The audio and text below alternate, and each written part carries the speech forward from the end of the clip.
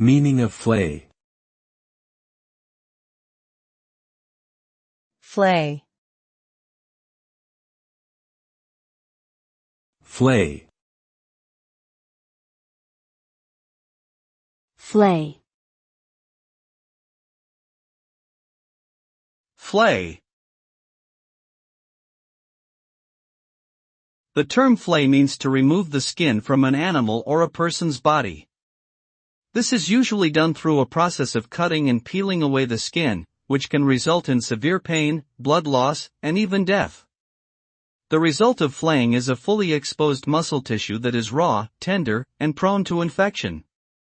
Flayed skin can also be used for various purposes such as making leather, parchment, and other materials. Overall, flaying is a brutal and gruesome practice that is considered extremely inhumane.